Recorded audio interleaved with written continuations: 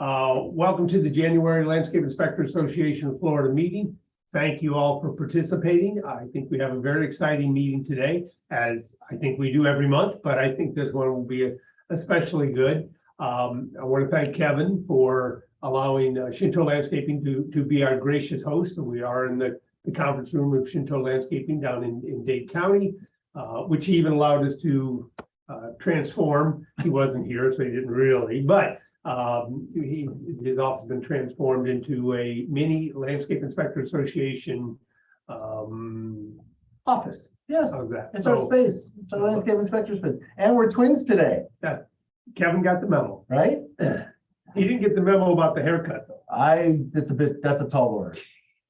No, it happens. Okay. I want to go ahead and get started because we do have a nice busy meeting, but along the way, I do want to point out a couple things. One, those of you that are, I see Sandy Benton, thank you, Sandy. Those of you that are sponsors and have been sponsors to the Landscape Inspector Association for years, we certainly appreciate your level of sponsorship and your level of participation in the association. And as we make that commitment to our sponsors, we have our sponsor logo up. If you go on the website, there are the sponsor logos there as well. Typically, we request sponsors around the time of seminar, but the sponsorship lasts for a full year. So it will carry on. We ask that everyone do show appreciation to the LIAF sponsors. They mean a great deal to us. Okay. So in addition to a couple other housekeeping things we're going to want, Richard Secor, our IT specialist, is out there, and I think we have everything properly more or less controlled. If for some reason you find you can unmute and we can hear you, please refrain from unmuting. Use all communications through the chat box. We will be watching the chat box and we'll respond. We will respond there. Kevin, I wanted to bring you in for the certification information that you passed out, if you know it off the top of your head.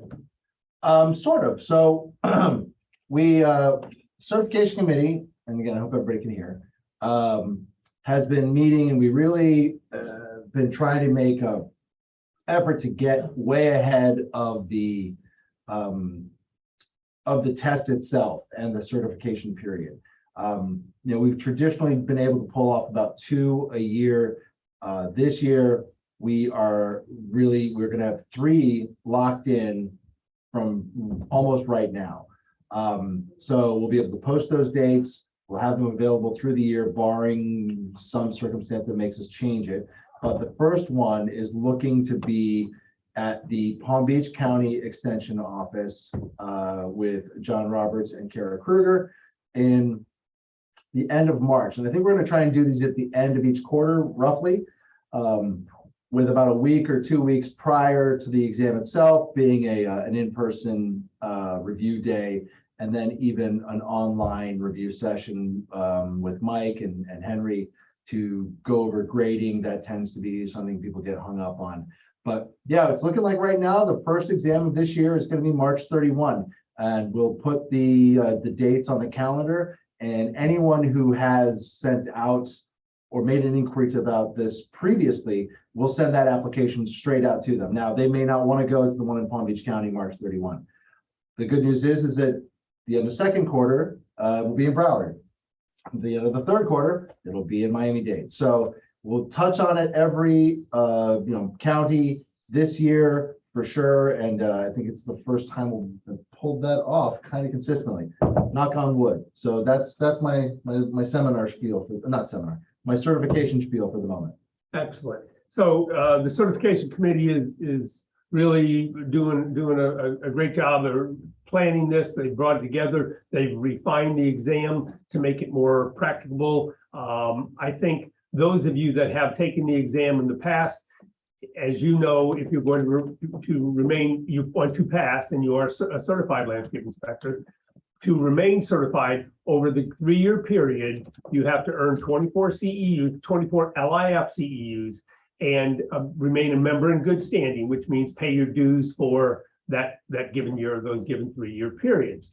So we also have the ability, if for those of you that are a little more out of town, we've got Orlando participants and people from other places. For those of you that are a little further away, we do also allow for some of the sister or supporting associations that we deal with for you to attend education through them. And we have a venue for you to apply for LIAF CEUs as well. Now, sometimes the associations do that ahead of time. We have great relationships with ISA, FNGLA, FDAC, DBPR, FACE, all those places. So typically they will reach out to us ahead of time and say, hey, we're having a seminar. Can we get LIAF CEUs, which we do. And then when we have our seminar, we, of course, they reciprocate with us by giving us CEUs. So CEUs are a large undertaking.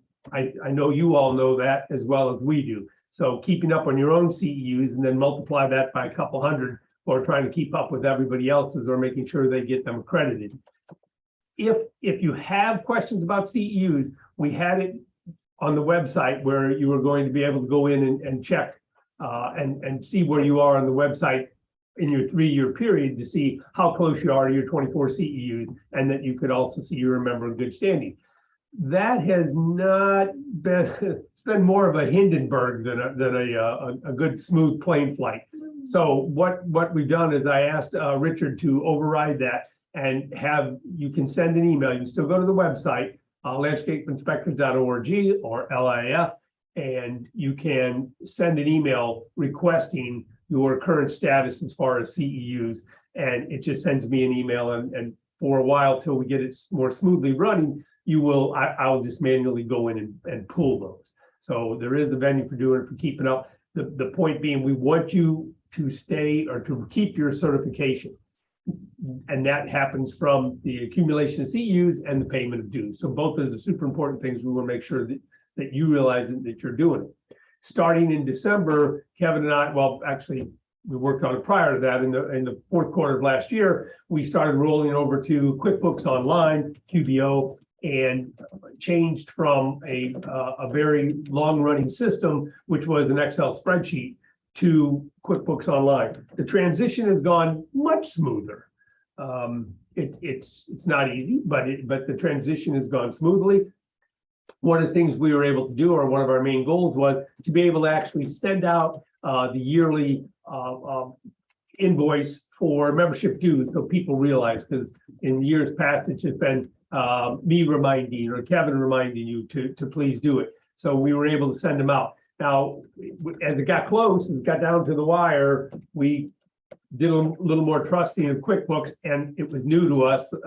So again, it went smoothly, but one of the things I do want to kind of apologize for up front, there was a setting in QuickBooks which was payment through intimidation.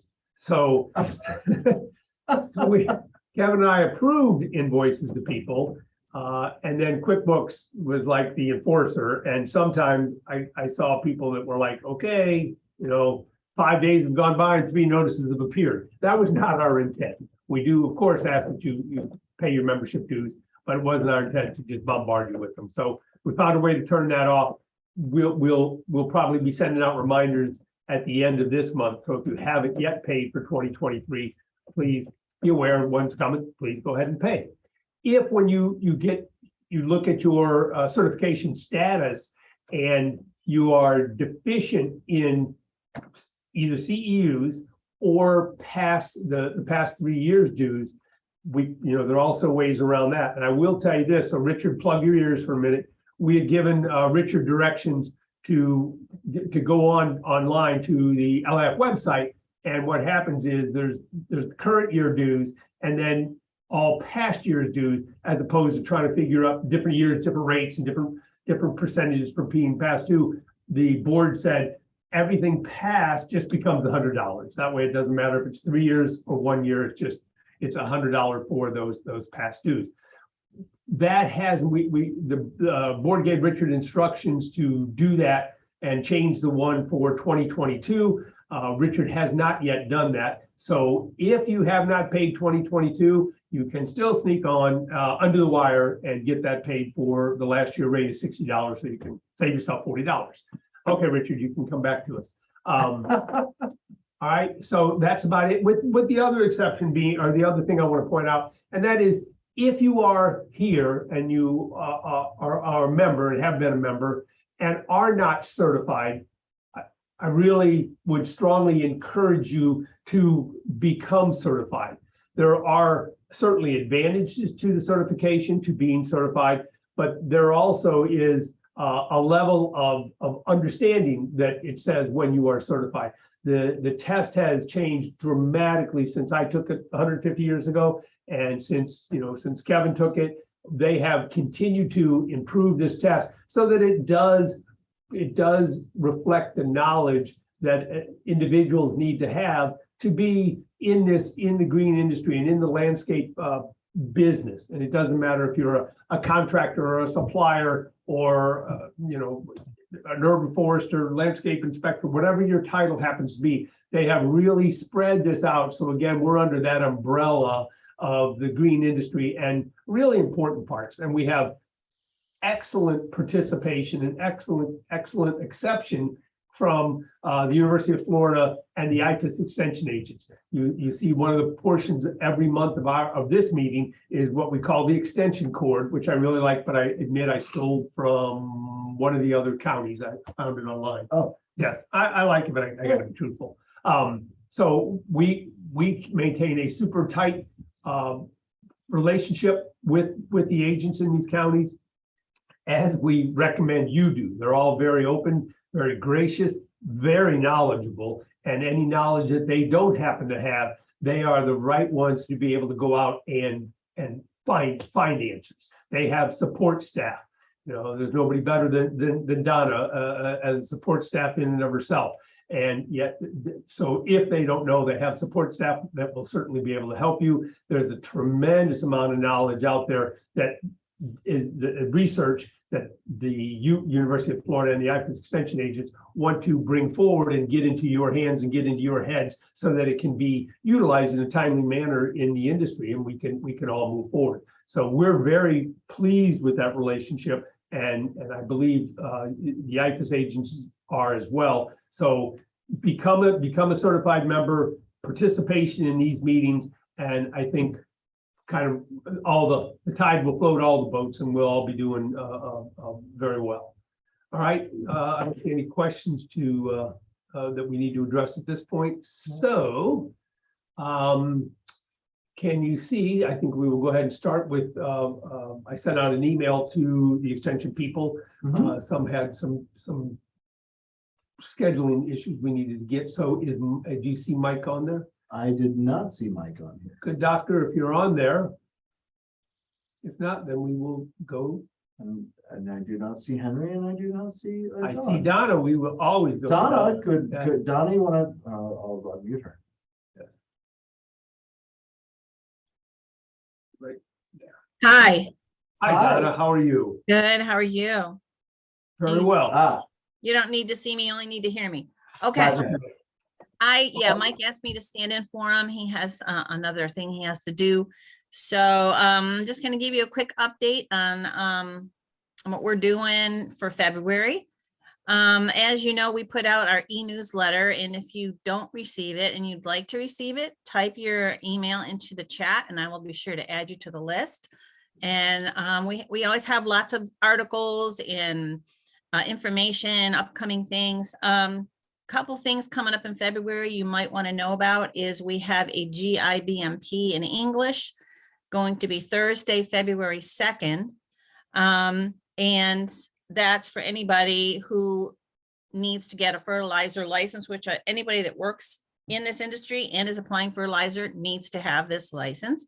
And you need to take this course in order to get the license. So that's something coming up on the 2nd.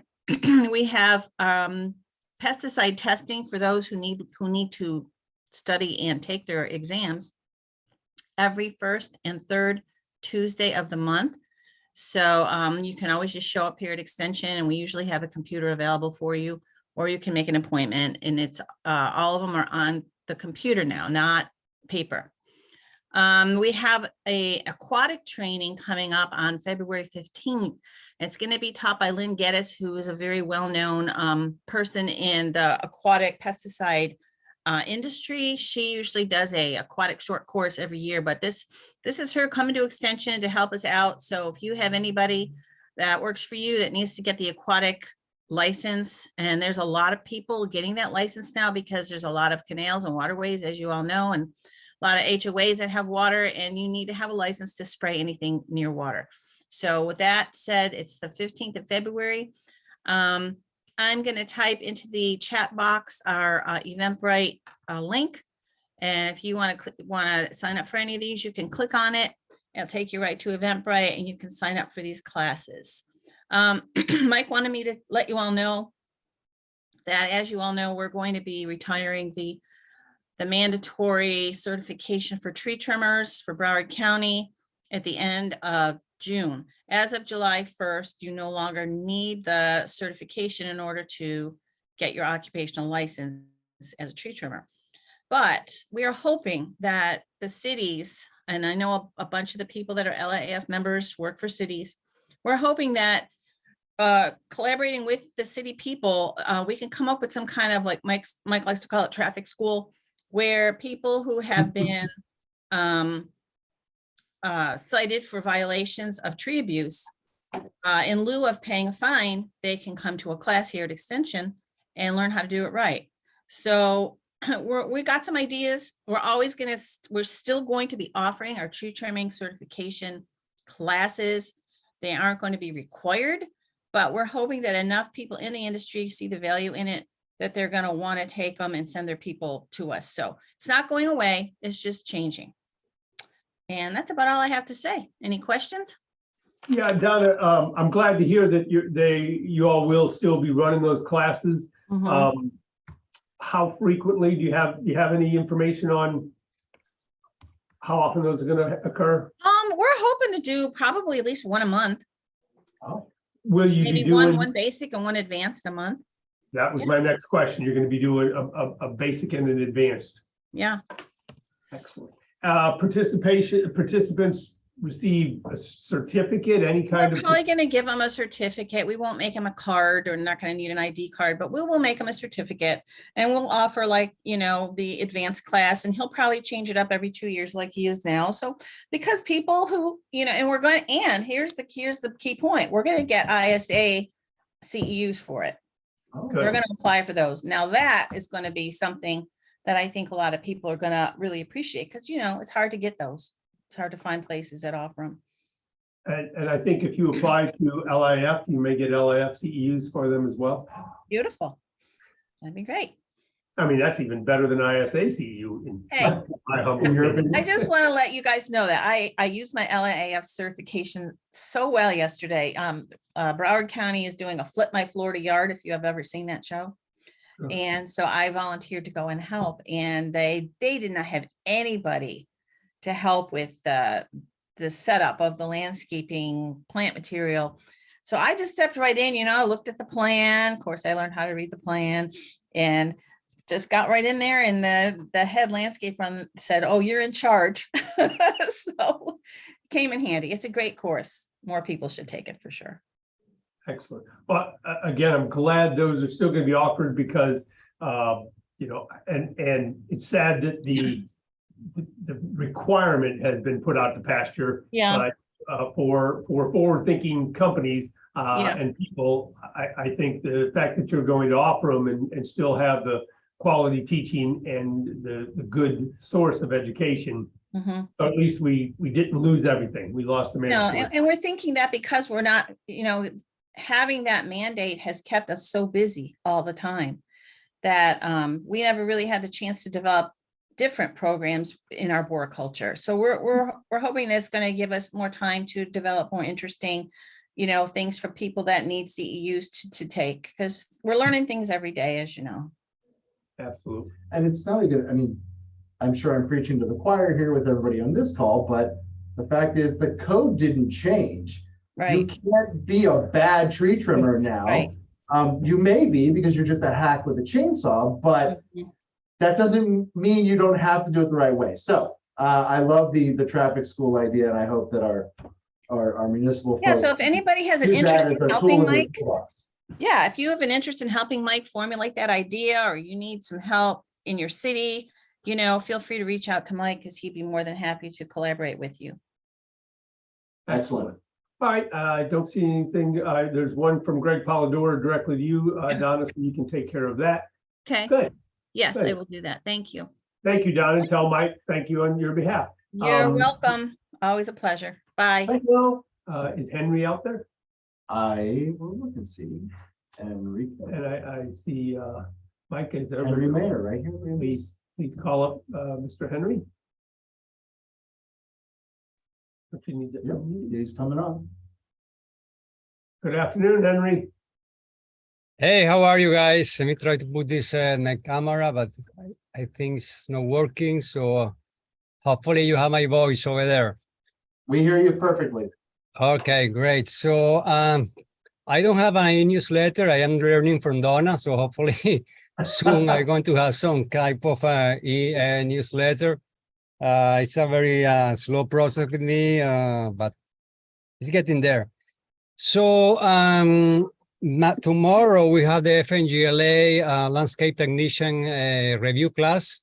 This is a very good class for landscapers who wants to get the FNGLA certification. It's a very hands-on activities. It's no classroom, everything's outside. So it's a very good review class. The certification exam is going to be February the 8th. So we have the review class tomorrow and the exam is going to be the 8th. February 7th, I hope that everybody is aware of little viral necrosis that is affecting a lot of houses, a lot of budgeting for homeowner association are spending a lot of money with the Florida Town, San Agustin grass dying. So we're going to have a webinar 10:30 to 12 with Palm Beach with John and Cara. So we're going to do 1 hour and a half with Dr. Phil Harmon talking about the disease, the updates, etc. What else? Well, February 10th, and again, the famous David Jones is going to do again the Fairchild Tropical Fairchild and Everglades. If you attended, I think was like 2 months ago, I cannot remember, that David Jones did a great overview of the David Fairchild and the story of the Everglades. So he's going to do it again on February 10th, and I really recommend this webinar because he really has amazing stories, amazing, experiences. What else?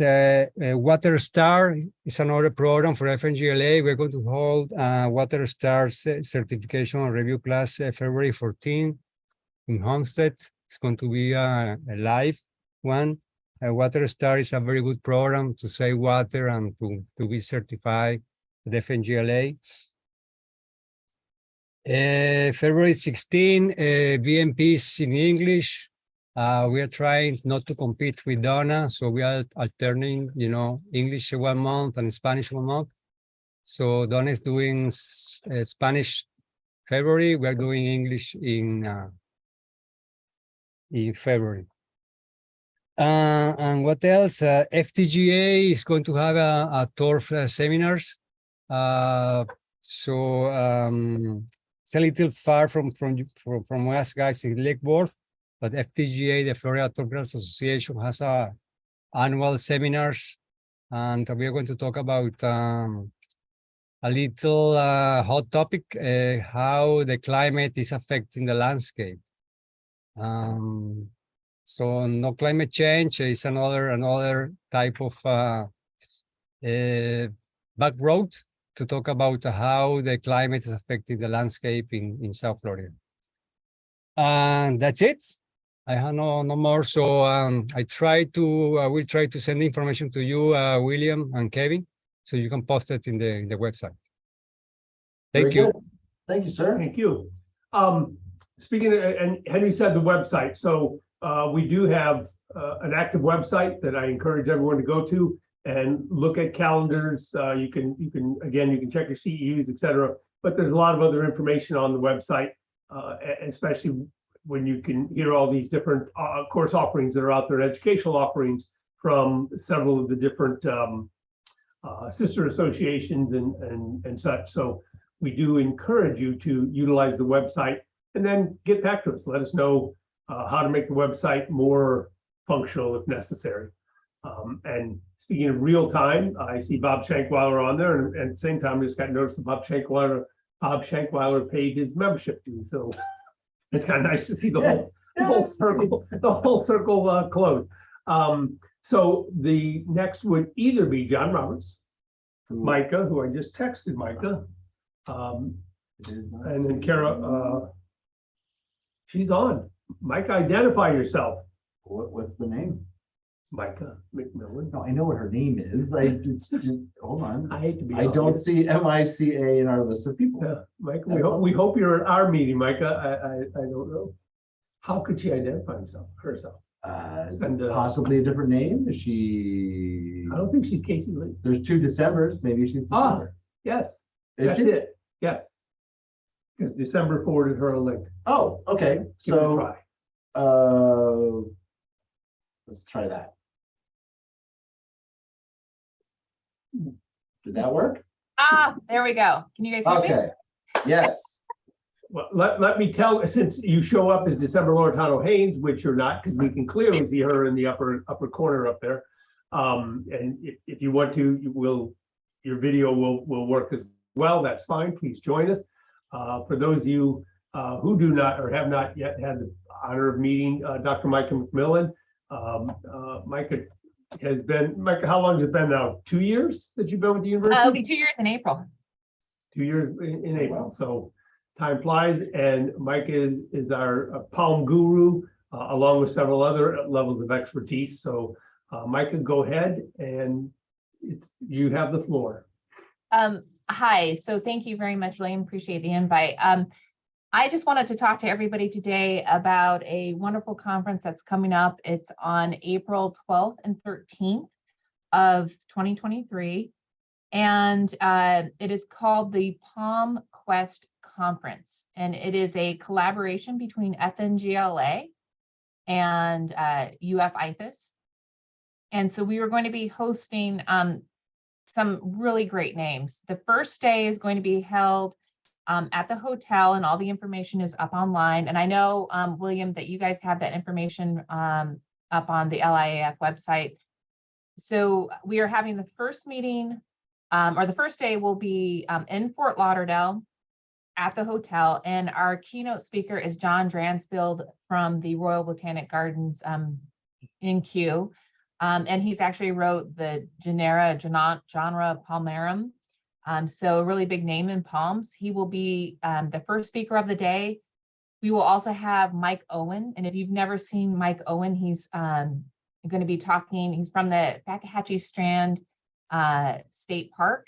And if you've never seen him speak, he's amazing. So he'll be talking about some of the palm species that are found in the Everglades, as well as some of the species that the native species as well. And let's just see who else. Craig Wilson, or sorry, Craig Reynolds, followed by Lynn Griffith, will be talking about palm and nutrients. But you can read the whole selection on the website and on the brochure that FNGLA has put together. And then the second day, you'll be going to the Fort Lauderdale Research and Education Center, where you'll see Brian, Bram, and I, that's their palm trio here.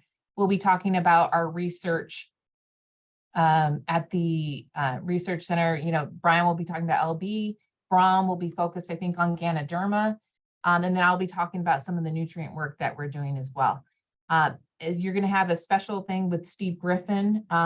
Steve Griffin is from Griffin Tree Farm. He will be cutting into some sable palmettos, and we'll be eating some of the cabbage out of those sable palmettos. So if you've never done that before, that's always a treat for everyone to see that. But like I said, I get asked a lot, you know, if I can only do one day, Micah, what day would you do? Well, I always want to see everybody, but that first day is going to be something really spectacular, because those are the speakers that you don't always get to see. So Or we want to see everybody there for 2 days. We know that not everybody can make that 2-day event, but the first day is going to be something phenomenal. So again, look that up online. And if you have any questions, don't hesitate to email me or Linda Reindell from FNGLA. And again, this is also posted on the FNGLA website. The other comment I'll make too is we do have a special rate at the hotel, the Renaissance Hotel here in Fort Lauderdale. But something to keep in mind is there's a lot of activities going around in Fort Lauderdale in the spring. So if you are going to come and you need a hotel room, register early. Even if you don't register at the conference hotel, please register at another hotel, because there's some type of race car event. You know, I don't get into that. I don't listen to or do any of the race car stuff, but there's some massive event there in Miami. So a lot of the hotels do not have openings as we speak. So please register early if you do need the hotel room. We will be giving CEUs. And the other comment I'll make too is I've been inundated since the beginning of the year, lots of questions on palms. So we're seeing a lot of nutrient deficiencies, a lot of things that people don't know if that's diseases or not. But it just seems like this month is just a lot of questions from homeowners in particular. And remember, you have Brian Bader, who is our LB expert or lethal bronzing expert, and he's also an entomologist. So anything insect or you think lethal bronzing related, Brian is here. Brian Bader again is here for you to answer any of your questions you have on that. Brom Dillon is the palm pathologist, and he's here to answer things on Ganoderma or anything that you think might be a disease. And I am specifically here for the environmental management, nutrition, or cultural management practices. And the reason why I'm just reinforcing that is it will save you an email, or it'll save me forwarding another email, which is always, things get lost in a lot of the email that we receive here at UF. But other than that, I think that's about it. Did you have any questions for me, William? I do, Mike, as long as we've got you. And again, thank you for stopping by. We look forward to hearing from you. As you said, this time of year, and as things go on, there's always lots and lots of questions and issues from homeowners and from associations, and just from those of us in the green industry. What are you seeing right now as a result? What's the most common question, and what's the most common answer you're providing to those? So a lot of disease that I'm forwarding directly to Brom, nothing that I could pinpoint specifically on the diseases, a lot of questions on the fertilizer. And I will just reiterate something that I think is very, very important. When you do fertilize those palms, you're not going to see the effect from the fertilizer right away. And this is something I think maybe, and this is all just purely my opinion, I've got no statistics to back this up, but I think I'm receiving a lot of emails from, the homeowners who aren't here year round. But they're saying, hey, I can't fertilize can I fertilize my palm right now? Yes, a lot of our counties are in that blackout date right now here in January, but you will be in a blackout period in May. No. So a lot of the nutrition and the nutrients uptake, you won't see those differences in palms. It could be for a year or two. So if you can, just remember, apply the fertilizer, give the palm some time to take that up. So you're not going to see that response right away. I do have homeowners, calling or emailing saying, hey, I put out that fertilizer a couple weeks ago and I'm not seeing it. You're not going to see that response in a palm for some time. So just something that I like to reiterate every time I give a talk is it does take time for that fertilizer to be taken up. And we want to always try to prevent the over application of fertilizer. So if you know that your landscaper or your HOA has already put out the fertilizer, then please speak with your HOA association, or please speak with the landscaper in itself, and he can explain more of that to you. But always prevent the over application. It does take some time. Micah, you and I had spoken in the past kind of extensively on how best to get the fertilizer, get the nutrients from the container to the deficiency in the tree. And you had some good insight. Are there better ways? Is it granular? Is it spray? Is it digging holes and applying it? What's kind of the current research on that? So right now we're looking at, how do we maximize that fertilizer uptake? And the recommendations from UF-IFAS have always been the 8-2-12-4 Palm Special fertilizer. That gets you your potassium as well as your magnesium. There's a little bit of boron in there typically, but it is called Palm Special, but it's the 8-2-12-4, which works just as well on your turf grass as well as other landscape plants. Now we are looking at injecting palms with fertilizer, and we just started last year, so I don't have any updates on that, but I've heard a lot of landscapers are moving to that injection, and it makes sense to me. That if you can get that palm, it's fertilizer right away, and you don't have to fertilize every year or maybe once every 2 years, then that's optimum for palm fertilizer applications. But right now, I do not have any data to back that up. So I have received emails saying, I know you're looking at this, but this will be years down the road. We do have to really look at it and make sure that the recommendation is okay. We are seeing the benefits of injection, but right now, as it stands, my recommendation is the granular fertilizer or Palm Special to improve uptake into the palm. Okay, cool. Mike, kind of a follow-up on that, and I know this isn't yet based in research, but from your opinion, from what you've seen, if they're going to do injections, does it matter where on the trunk? I mean, can you do it to the root system? You could do it to the trunk, the higher up the trunk better? So really good question. Right now, we are focused on what we're seeing mostly in the industry and a lot of feedback from those who are already doing the injections. And that would be right above the palm flare.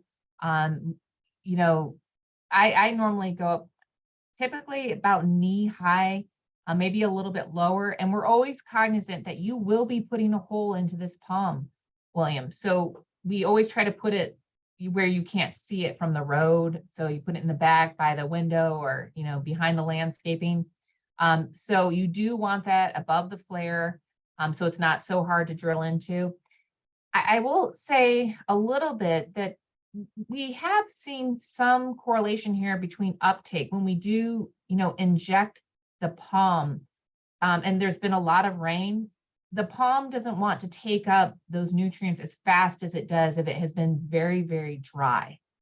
So we are seeing something along that line where if you've had a lot of rain, we injected some palms on the West Coast where it rained way more than it did here on the East Coast. And the ones on the East Coast, and remember, we're always taking soil moisture measurements when we inject. But when we injected on the East Coast where it was dry, the palm just whoop, right up. But on the West Coast where you were receiving a lot of rain, the palm just, it did take a while to get that fertilizer in there. So I don't know yet if that's something to hang your hat on. But we thought that was something interesting in the past year that we've been collecting data. Now, you are creating a hole in the palm. We do know that. But there are instances where you cannot fertilize. You can't fertilize a palm that's right on a canal or a waterway.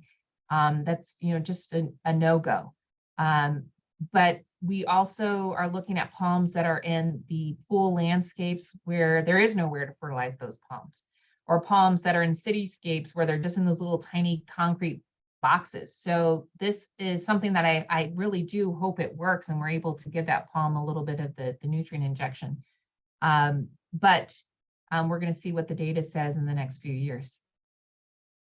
And Micah, you're talking in these these trunk injections, NPK? Yeah, so right now we are doing it. It is an NPK, and there are other nutrients in there: the magnesium, the manganese, and a little bit of. We are working with another supplement, adding just a tad bit of boron in there. So we are playing around with some of the nutrients. Nothing's really popped out yet on us for that. So we are using different blends for sure. But the other question you'd asked me, William, about using fertilizers, I have had a lot of people respond to me on, is a soluble fertilizer going to help uptake faster in the palm, or the palm respond faster? I haven't seen that to date. And that is in some of our trials, a soluble fertilizer. It's not our recommendation. We always do still stick with the 8-2-12-4, the granular fertilizer. But that is a question that I receive a lot about soluble fertilizers. Is it because it's a liquid, it's faster for the palm to take it up? And the other question is on foliar applications. That one has come up quite a bit. Yes, there is some data that shows palms do respond to foliar applications, particularly of the micronutrients. However, I don't know how you would spray foliar or spray any nutrients on palm fronds that are, 15, 20 feet above your head. So yeah, in the grand scheme of thing, unless they were baby palms and you could do it, great. But in most cases, I'm looking at palms that are greater than 10 feet. And I don't want you spraying fertilizer all over your head. So right now, no. Yeah, that might be a problem. So yeah, those are just some of the questions that we've run into. And again, the issues with the palms, and we are working on an easier way and to get this information out there, but it comes back to your soil pHs and the nutrient availability within those soil pHs. It also comes into account that the more N you have kind of prevents the potassium uptake. And the more potassium you have, it kind of prevents the magnesium uptake. So we're really trying to help, anybody applying fertilizer that it's your soil nutrient status. And I'll send you some information that I just received from the Dean of Extension, Andra Johnson. He sent out some information on doing some soil test kits. Have you seen that, William, the soil test kits? No, I have not. And soil testing is near and dear to our hearts. And you've got Lynn Griffith as one of your speakers. Yes, and yeah. Lynn is the best. I mean, Lynn, Oh, he is fantastic. Those that have been down here. Lynn is a walking, talking encyclopedia, and just, you could not ask for a more knowledgeable person. So, yeah, he blows my mind every time I talk to him. But this is something that Lynn and we are definitely trying to figure and to work on some other things. We have a couple projects that we're working on, but I will say that the soil testing kits that we're offering, I will get you that information, William, so you guys can post that on your website. And I think Donna probably knows about that as well. So I'll send that link. I know Donna has that link already, but something that would really help understand your soils. Keep in mind that I'm a soil scientist, and I do like to get the soil samples in, but when I'm getting soil samples, you guys, that are full of granular fertilizer, then something's not right. That's kind of like cheating on the test, isn't it? Well, I'm going to hold it up one time, William, and say, this is too much fertilizer, everybody. But the other thing that I think we see a lot down here, particularly where I am based in my home soils, but we were actually putting in the palms here at the research station, and they were, basically drilling into the soil to help us put into the palms. We were pulling out rock size of this big. It was just pure concrete almost. I mean, it was so hard. So that's what your palm roots are moving through in some cases. So these soils, probably one of the top questions I get is, hey, if my soil's so hard, Micah, how can I get the fertilizer in there? I'm making the suggestion of you tying around some of those palms. I know around my yard, my soil is concrete hard. So something to think about. If the fertilizer is being applied in water, how is that water reaching those roots? How are the roots taking up that fertilizer?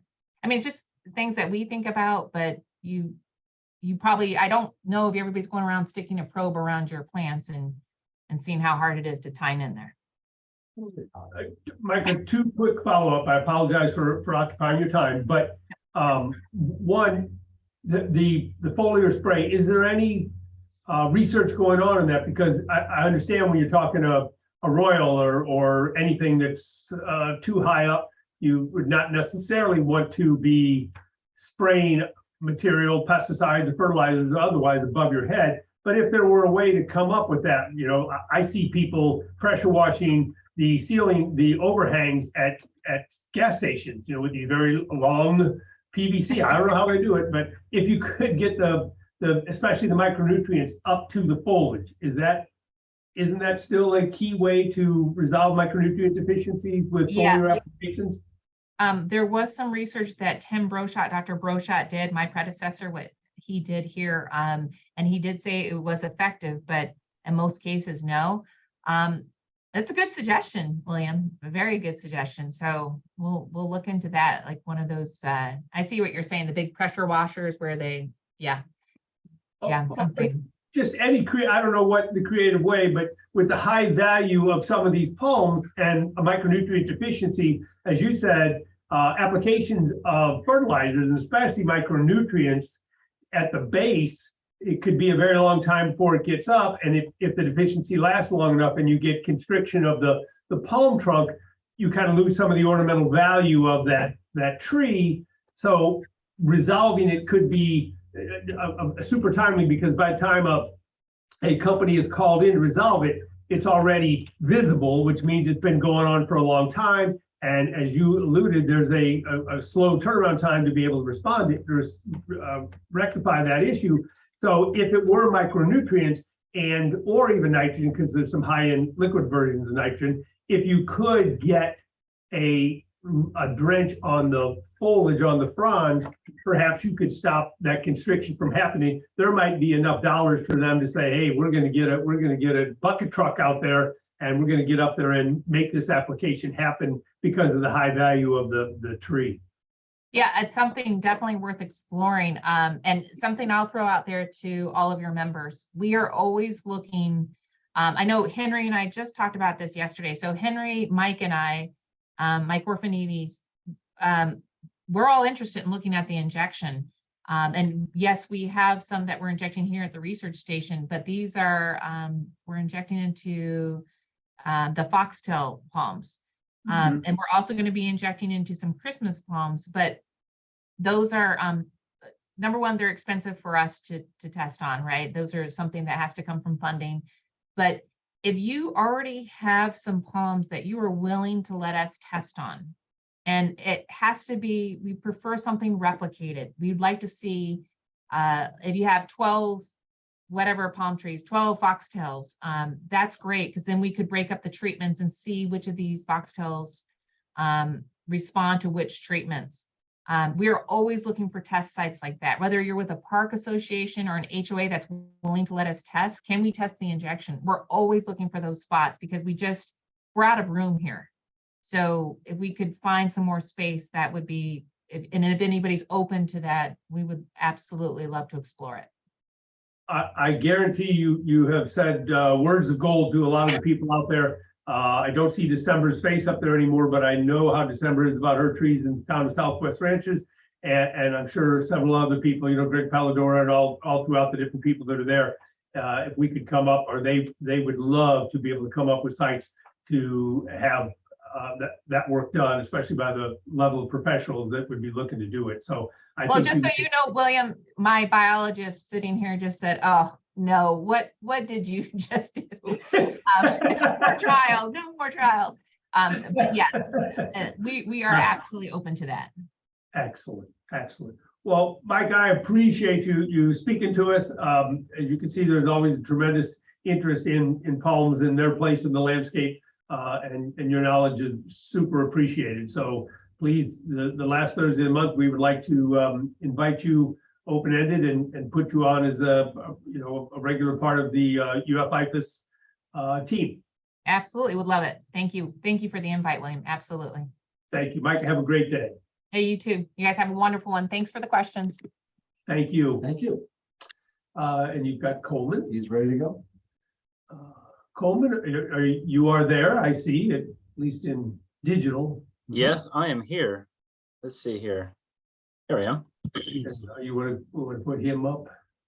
Well, good afternoon, Coleman. A pleasure to see you. We have Likewise. obviously exchanged emails, but we have not got to meet in person. Let me get mine. Yep, we lost you. It's Okay. just personal. We appreciate you taking time to speak to our association. As we said in some of the emails, we're a very diverse association, kind of an umbrella group for the green industry. And I also have to tell you, when we sent this notice out, several people signed up that I wasn't aware of. So this spawned some real interest out there. I'm glad to say where I had some definite fear, for a different term, of how people would take it. It looks like it's being received very well. And one for all the people that are out there, if you take a look, and Richard's going to hopefully be able to do this. I did put, there's 3 questions out there that you'll be able to answer, poll questions that I think hopefully Coleman will find interesting at the end. So with that being said, Coleman, I will turn it over to you. And again, thank you very much. Oh, you're very welcome. Thank you, William. Thanks for the invitation. I do appreciate it. This is, one of my all-time favorite topics to talk about. So this is a lot of fun. Can you see the screen that I'm sharing? Can you see my presentation?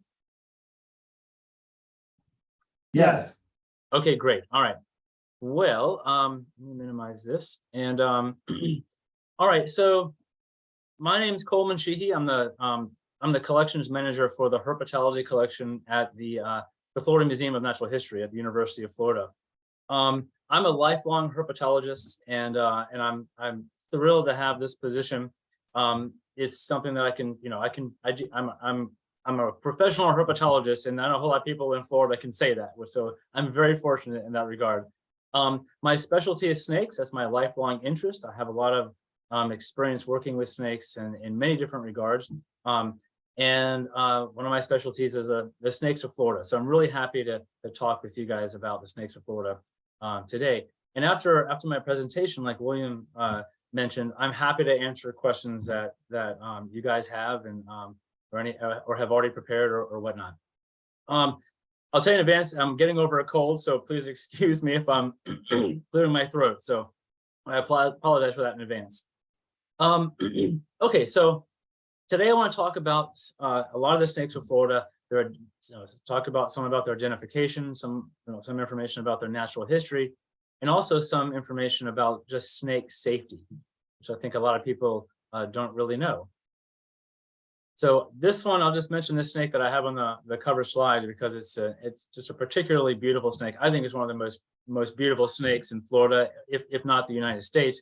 This is a rainbow snake, and they're in many parts of Florida. They're not really seen. They seem to be pretty rare, but also maybe more importantly, they're almost entirely aquatic, and so they don't come out of the water very often. So unless you're actually in the water, you're not going to probably really see them ever.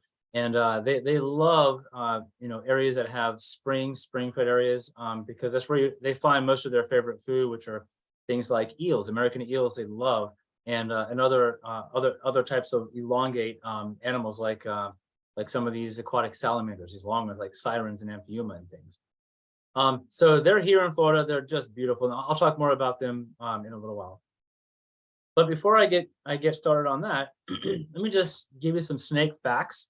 Florida has more species of snakes than any other state in the US. So if you're like me and you love snakes, this is a great place to be. There are about 55 species of snakes right now. And I say about because there are lots of different subspecies, and some of those have been elevated to full species status, and some are still kind of pending. So depending on who you ask, it's about 55 species, probably more. Of those 55 species, only 6 are venomous. Okay, so 49 species are non-venomous. So just by numbers alone, when people see snakes, in their yard or out where they're walking, almost, all the time, it's something non-venomous. So it's much more likely that someone will see a non-venomous snake compared to a venomous snake. And then 51 snake species are native, and 4 species are non-native.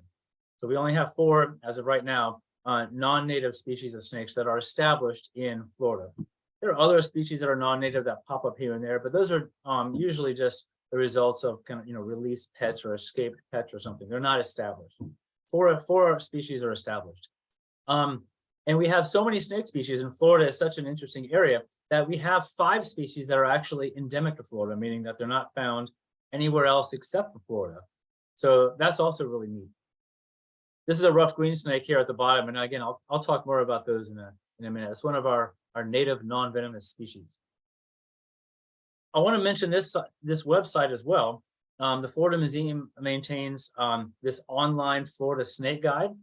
It's called the Florida Snake ID Guide. And during COVID times, when everything was kind of shut down and we're all working from home and remotely, I went ahead and I upgraded this website and revamped it and changed it around and added a bunch of information, corrected some things that were on there that I that I inherited when I took this position. And so it's completely revamped and updated. And I'm really happy with it and with the results.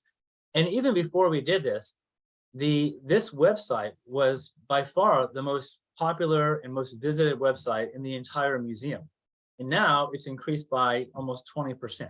So it gets a ton of visitation. In fact, I recently learned that this website is one of the, I think it's in the top 5 most visited websites of the entire University of Florida, which is amazing, right? So that tells you that, it tells me that a lot, people are finding this website, they find it useful, and it's providing a service to the community, right? A lot of people want to know what the snakes are that they're seeing. On this, you can, if you're not sure about a snake that you see in your yard or people are describing it, people can go, anyone can go to this website and search through these filters here by region or by species if they know the species or have a feeling about the genus. Most people don't, that's fine. They can search by color pattern if they saw the color pattern by clicking on one of these color patterns or entering it. You can filter by region as well. I've divided up the state into several kind of big regions, and I'm working on doing an actual county by county regional snake faunal diversity so that people can actually click on, Alachua County. I'm in Alachua County and I saw a snake that had stripes. What is it, And it would filter by that. You can also filter by other things as well, color pattern and things. So there's lots of ways to use this, and people seem to find it very helpful. All of these species that I'm going to talk about, all the ones that are in Florida, have their own individual account. If there are subspecies associated with them, they're there too. So everything's listed, everything is there. And I tried to get a bunch of different photos of everything that represent the diversity, whether it's regional diversity or diversity between, for example, juveniles and adults. They often look different. That's all represented in these species accounts. And I went ahead and I added a specific email address for people to ask questions, to send questions, or even just observations. And I probably get 10 to 20 emails every day from the public about snakes, largely about, identifications, requests for IDs. And then in that regard, mainly what people want to know is if the species of snake they're seeing is venomous or not. Is it dangerous to them and their pets, or is it not, right? I try to respond to all of those immediately. And I think by doing that, it puts people's minds at ease, but also it saves, I think, a lot of snake species, probably hundreds or maybe thousands of them every year, just because people they're not, they get their answer quickly and they're not worried and feel like I should just kill it just in case, right? So I feel really good about that. But this is up there for anybody, you guys, or if you want to recommend it to people. I think it's a really helpful website. Okay, so I mentioned 6 venomous species in Florida. So let's just start there right off the bat, because that's really what I think many people want to know about when you think about snakes in Florida. And so here they are. Here are the 6. I'll start from top left and go around. The first one is a Florida cottonmouth, which is certainly native. It's found statewide, so it's a common species to find. It's probably the most commonly encountered venomous snake in Florida. Contrary to popular belief, these are not snakes that are abundantly aggressive and go out of the way to try and chase and bite people. Okay, I hear stories about this all the time. I've worked with this particular species all over Florida for probably over 20 years. I've got, you know, several papers published on just studies on just this species. So I've worked with them in the field. You know, I must have worked with thousands of these. And so I've never had that happen. Not once. I can see how it could be interpreted, you know, but I've never had that happen. So, so that to me is not, it's a misconception of the species. They're not aggressive. They're just not. They are defensive, but they're not aggressive. They're not going to chase you down. But that picture there, I think, does a really good job of describing where they get their name from. If you're not really sure why they're called cottonmouths, one of their famous defensive displays is to just kind of tilt their heads back and open up their mouths. It's not a strike. They're just showing the inside of the mouth, which is bright white. And it's the only species of snake that does this. And you know, so, apparently it's a defensive behavior that seems to work, right? It's enough of a display that, you know, kind of catches a would-be predator off guard enough to maybe leave it alone. So that's probably why they do that. The next one to the right of that is a pygmy rattlesnake, which is also fairly common. It's also found statewide. Pygmy rattlesnakes are the smallest species of rattlesnake in Florida for sure. They're also not aggressive at all. There's a very, you know, very passive snakes. They just want to stay hidden, and often when you see one, they don't move. They just stay perfectly still, and so they just hope they're hoping you don't see them. Hoping. They have little rattles, and when they buzz them, they sound like little insects buzzing. It's kind of funny. But these can be very locally abundant. Even though they're found statewide, they can be locally abundant. There are areas where you just don't find them anymore, like in Gainesville, for example. They just don't live here anymore. They used to, but not anymore. But you go further west, like to, you know, out towards Cedar Key and such, Lower Suwannee, there's a whole lot of them out there. And so they are really, you know, where you find a few, you're probably going to find a bunch of them. But they're not aggressive, and their venom is pretty weak. You know, it's simply not enough to be considered life-threatening at all. So that's a good thing. To the right of that is the eastern diamondback, and their venom is definitely lethal. So that's the snake to really be, you know, very well respected and given a wide berth. Most of the time, people don't get eastern diamondback rattlesnakes confused with anything. I mean, they're big snakes with big rattles that make a big noise, with, you know, big heads and distinct diamonds down the back. There's not a whole else that looks like that. There's nothing else that really looks like that in Florida. I have had one person or a few people confuse pine snakes with eastern diamondbacks. I can see why. They are also large, and like many non-venomous snake species, they'll vibrate the tip of their tail on leaf litter when they're as a defensive behavior, and it can sound like a rattle. And so I had one person actually kill one, thinking it was a big rattlesnake. They sent me a photo of it just to let me know, right? And I saw it, and you know, I politely told them that this is not only is this not a rattlesnake, but it's a pine snake, which is a threatened species in Florida, which is of special concern to fish and wildlife because the population is really going down and not doing well. So, you know, please don't kill any more of these. You know, this is a threatened species in Florida and totally harmless to people. So, but most of the time, there's nothing else you're going to really confuse with an eastern diamondback rattlesnake, which is our largest rattlesnake in Florida, and also the largest rattlesnake in North America, I might add. Okay, bottom left, that's a timber rattlesnake. They're found not throughout Florida like the top three, but really just they dip down into the kind of the north central part of Florida.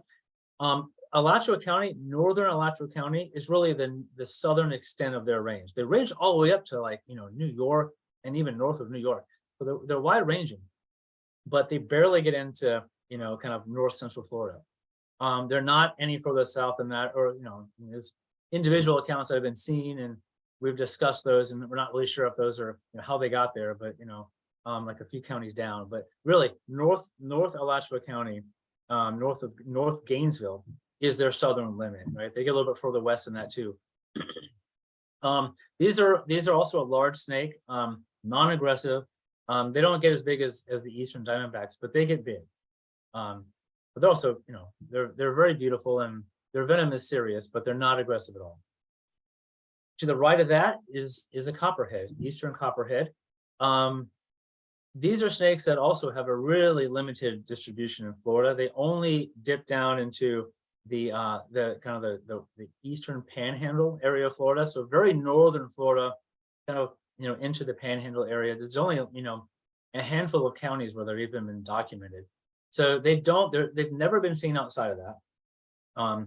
So I have no reason to believe that they're expanding their range or anything like that. So they're really limited to that. They're basically where the Appalachians dip down into like that Apalachicola region and the surrounding areas. That's it. That's it. Okay, in Florida, I should say. And then lastly, to the right of that is the last venomous snake, which is the only one of the 6 here that's not a pit viper, and that's the coral snake, right? The Harlequin coral snake, which is obviously it's venomous, like I said, and this is a species that's found statewide. They're not at all uncommon. They're not rare. In fact, they can be locally abundant, very abundant. But typically, these are snakes that are really, really reclusive. They like to stay, kind of underground, under debris almost all the time.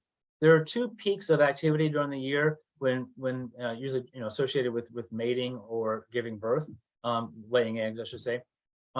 But other than that, these are snakes that stay hidden underground. And when people see them, sometimes they're very concerned. They email me and like, what do I do? And my response is typically, don't do anything. There's nothing you need to do. They're always there. You just don't see them, right? And the chances are that one's going to be gone, by tomorrow, and you're not going to see it probably ever again.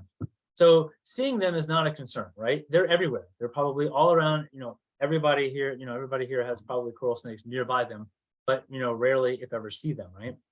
So they're not a concern. Envenomations are so incredibly rare that, it's not even, necessary to even, in many cases, continue to make antivenin because envenomations just happen that infrequently. So they're really, they have strong venom, but the chances of people getting bitten are exceedingly low. There is antivenin available, I want to say. So, if anybody ever has an issue with like a pet or so, or a person even being bitten by some, there is antivenin being made. So it's still available.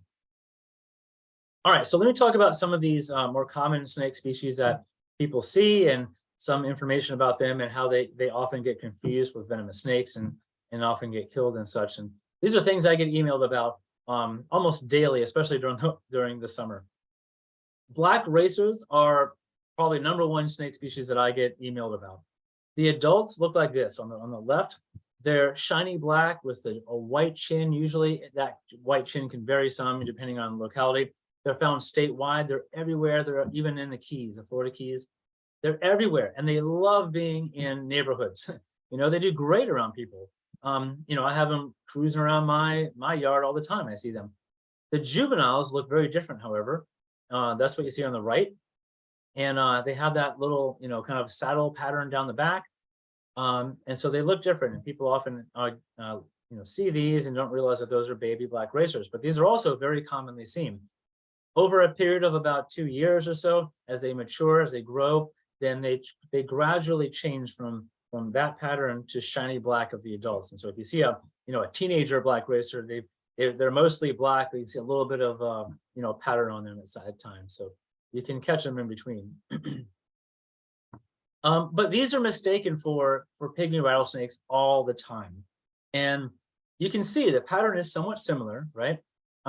And in addition, like I said earlier, a lot of like a lot of other non-venomous snakes will vibrate the tip of their tail really rapidly, and and it can sound like a rattle. So people mistake it for a rattle and say, like, I heard it rattle, like it was small, I couldn't see a rattle, but I heard it rattle, And I explain that it's them vibrating their tail. It's not really a rattlesnake at all.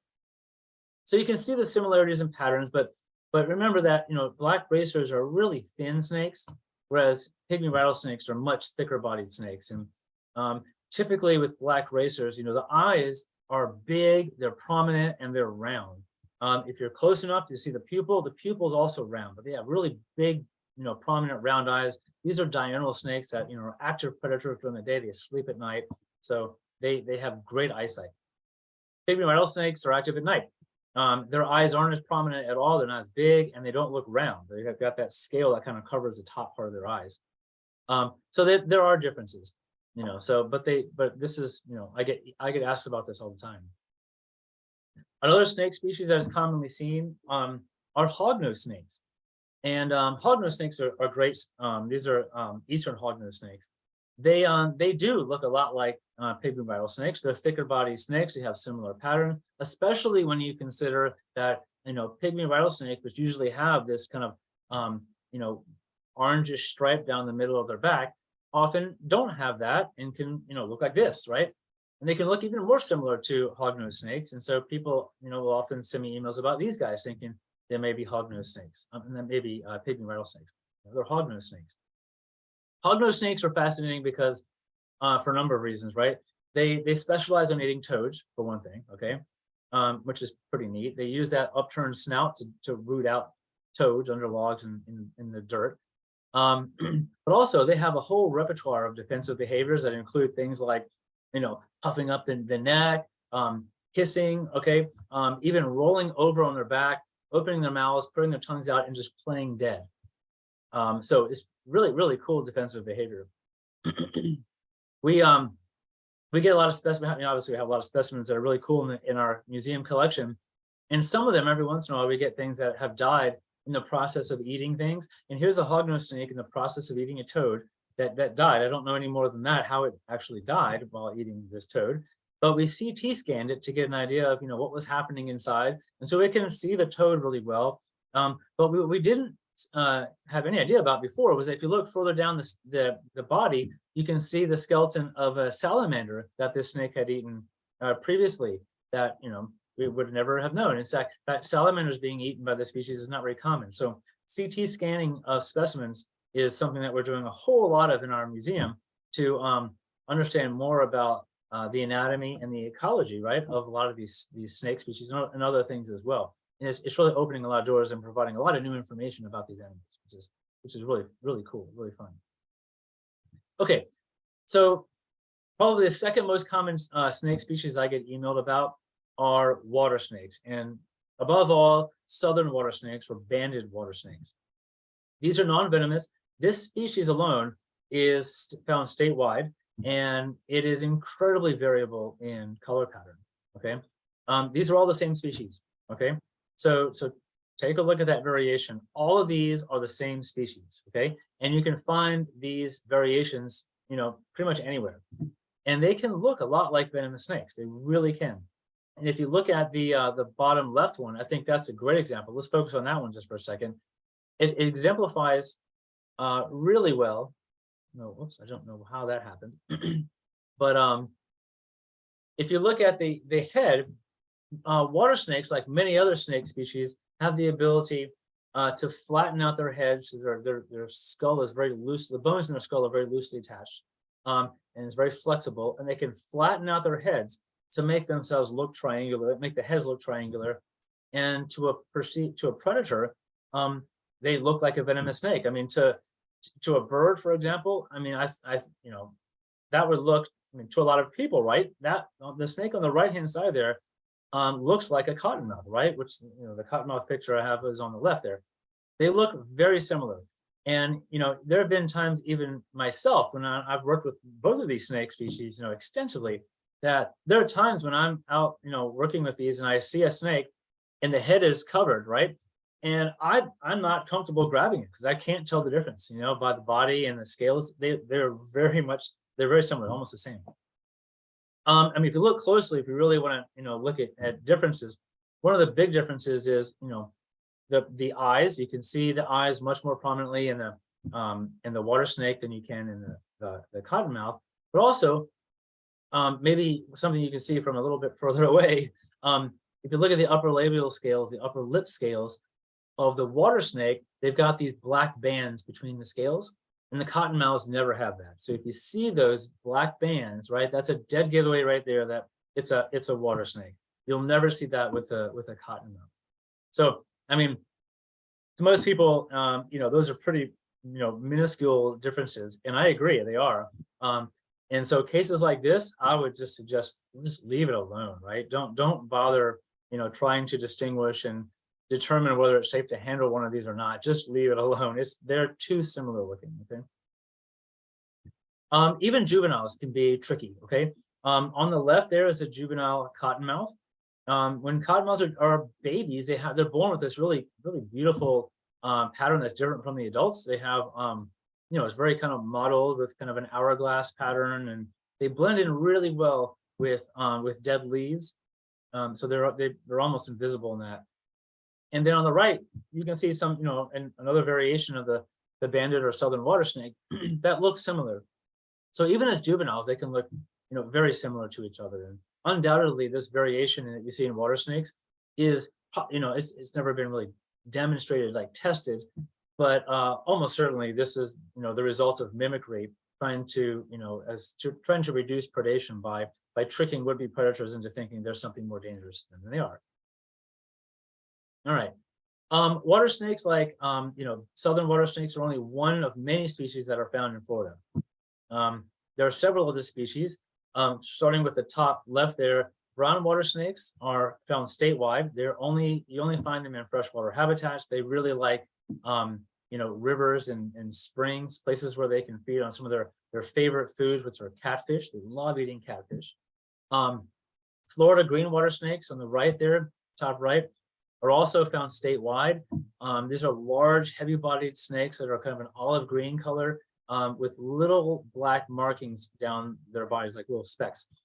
There's really very little variation in either one of those two species. There's nothing like the southern water snake. The bottom left there is the plain-bellied water snake, which has a much more limited distribution. They're also freshwater, found in freshwater habitats. It's again a large-bodied water snake.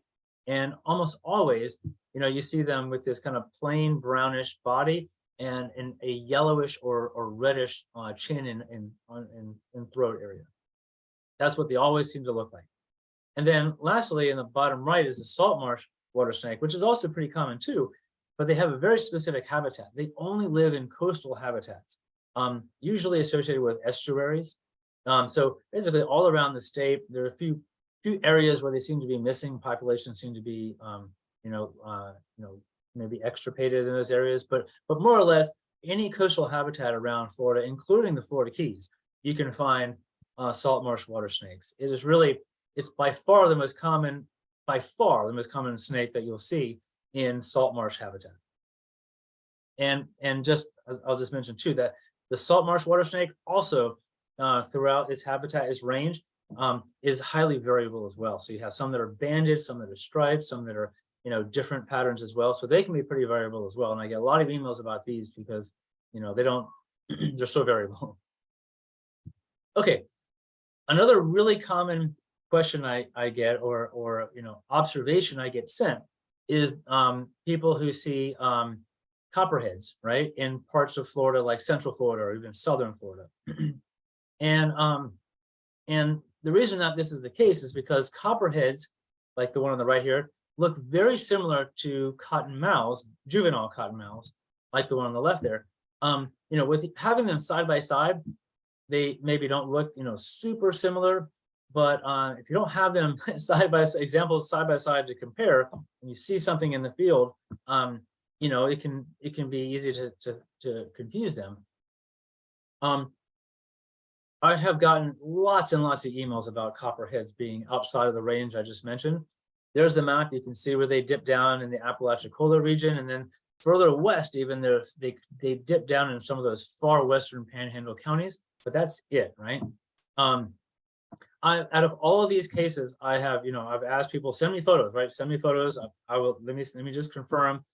100% of the time, it's a juvenile cottonmouth. So I have yet to find a copperhead, a real copperhead, right, verified, outside of the range that I described. So if you think you see a copperhead outside of that range, almost, basically 100% of the time, it's going to be a juvenile cottonmouth. And this is not surprising. These are each other's closest relatives. They're both in the same genus. Echistrodon is the genus. And so they're very, very closely related. And so they share, they're similar looking. So it makes sense. Okay, coral snakes. So we have coral snakes, like I just mentioned, but interestingly, we also have more than one coral snake mimic, which I think probably many of you already know. Here's one of them here on the right, the scarlet king snake. This is a king snake, okay? It's in the genus Lampropeltis, so it's a true king snake. But it's very different from, you know, a lot of the other king snakes that you're maybe more familiar with. These are pretty reclusive as well. You don't see them very often, even though they're pretty much found statewide. If you look at the patterns do look different. I'll talk about the patterns more in just a second.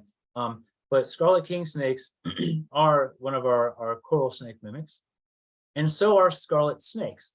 And these are not king snakes, right? They're scarlet snakes, totally different genus. Samoptera is the genus.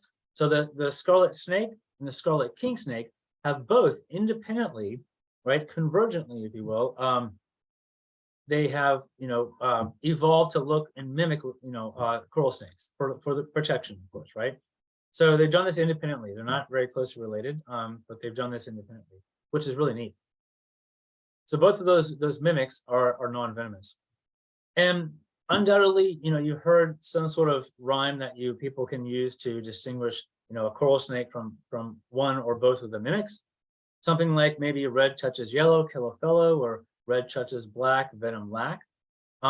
So this and similar rhymes are commonly used to differentiate the banding sequence of coral snakes from their harmless mimics in Florida. And I just want to make this point because it's a very important point.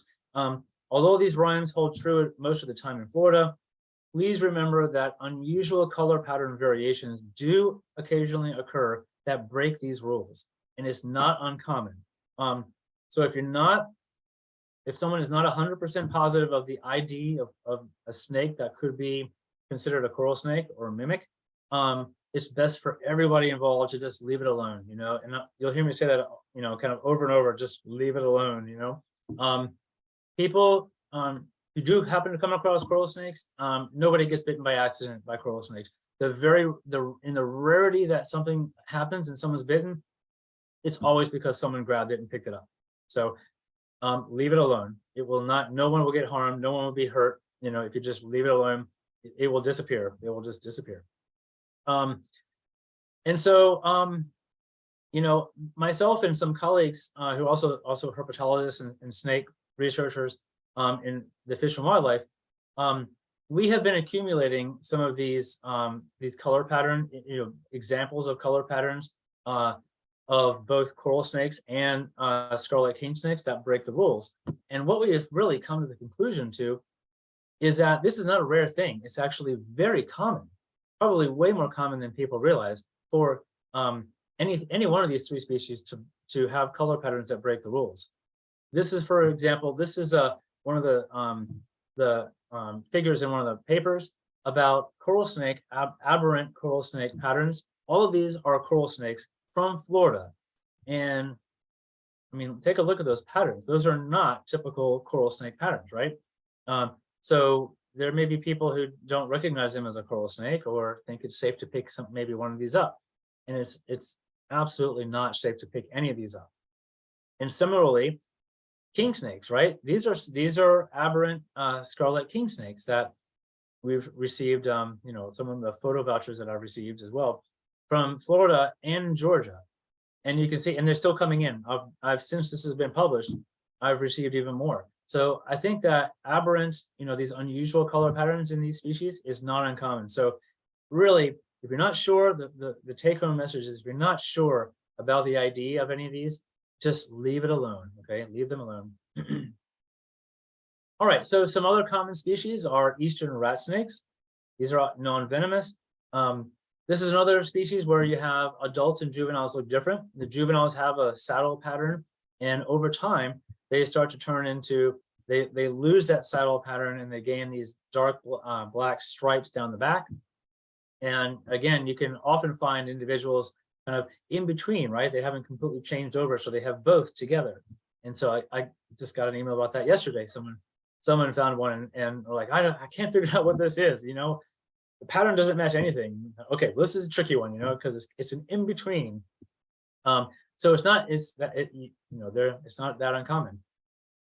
These are, you know, snakes that are totally non-venomous and they're just harmless to people and pets. And one of the really weird things that you'll see them do, especially as adults, is they sit just motionless on the ground when they can sense that they're spotted, right? When someone sees them, and they'll take on this kind of kinked body pattern, this position. It's really weird. Nobody knows why that is. I've talked to lots of herpetologists, lots of colleagues who are snake biologists, and people have written books about snakes, and nobody knows. It's just like, it's hard to study something like this because it's hard to determine whether it's adaptive or not. What could it possibly do except for maybe distort the outline of the body and make it less linear and more difficult to see. But no one's really sure about that. As soon as the snake starts moving, they lose that, and they're moving, and the bodies are straight again. So it's kind of a neat behavior. Gray rat snakes are also found in Florida.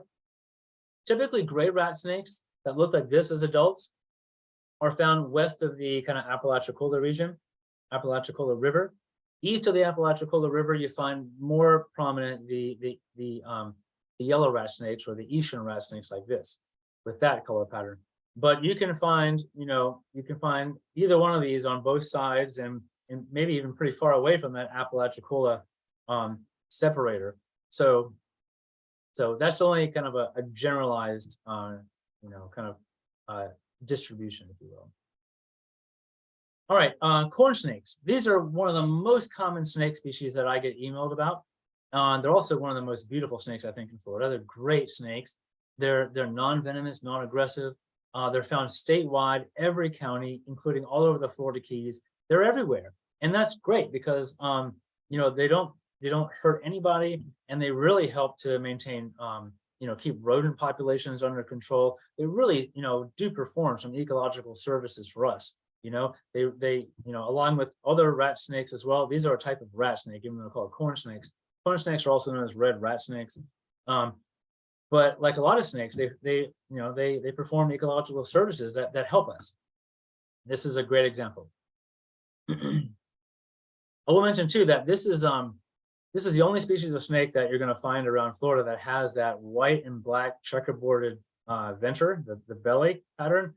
They're the only ones that have that pattern. So if you ever see a snake with that pattern or so, it's a corn snake. Not that the back of the snake was probably a pretty good giveaway too. That really beautiful orangey red pattern with white and black markings. They're just great looking snakes, I think. Okay, here's another snake that I get emailed about really commonly certain times of the year. Not all of the year, but just a few times of the year. Coach whips seem to be out and about and very active. These are snakes that are large. They're the second largest non-venomous snake in the state. Really, the indigo snake is the only one that really gets larger, and these are much more common than indigo snakes. But coach whips look like this as adults. This is the classic coach whip pattern, where the head and part of the neck and fore kind of interior body is black, jet black, shiny black, and then the rest of the body is this tan color. They're called coach whips because the tails, with their larger scales and the coloration, look like a coach whip, a literal whip. That's where they get their names from. These are much larger than a black racer would be, but they're very closely related to black racers, so they kind of have a similar look to them. These are snakes that are active during the day. They're active during the hottest part of the day, and they're active in some of the driest habitat. So if you're in habitats that are kind of in areas that are near, a lot of sand dunes, dry sandy habitats, anywhere where you find like, gopher tortoise burrows and things like that, you're probably going to have coach whips. And juvenile coach whips look similar to juvenile black racers. They have a kind of a banded pattern that they lose over a year or two as they become adults and change over to this pattern. Coach whips are great. They're super fast. If you're lucky enough to get a glimpse of them, it's probably a fleeting glimpse because then they're off. They are just super fast. They've got these really big eyes and they're highly visual, and they see what's going on, and they'll see you probably long before you see them. And they also, in order to look around, they do what's called periscoping. So they'll like this shows, right? They'll put their head way up high, hold it up high, and turn their head around and just kind of scan the area, looking for predators looking for prey, right? I mean, they chase down and eat some of the fastest lizards that live in those areas. And so they are visual hunters and very, very fast. They're great snakes. But you know, Florida doesn't only have large, fast snakes. We also have a lot of small snakes, and these are really neat too. And these can be tricky because they a lot of them look similar, right? Here's a few of them. The top two images are the same species. These are ringneck snakes. Ringnecks are found all over the state as well, even the Florida Keys. They're harmless, non-venomous. They love to eat worms and slugs and things. They have a really cool defensive behavior. They never bite, not even in defense. But they curl up their tails and hold it up. So you see the underside of their tails, which is usually a bright red or bright orangish. And then, of course, they have an orangey ring around the back of their head too. But they're small. They don't get much bigger than, maybe 12 inches at most. And then these species down below are often mistaken for each other. They're all non-venomous, they're all harmless, and many of them are found in large parts of the state. Not all of them, none of them are found all over the state, but in big parts. So they're commonly found, and especially when people are gardening or so.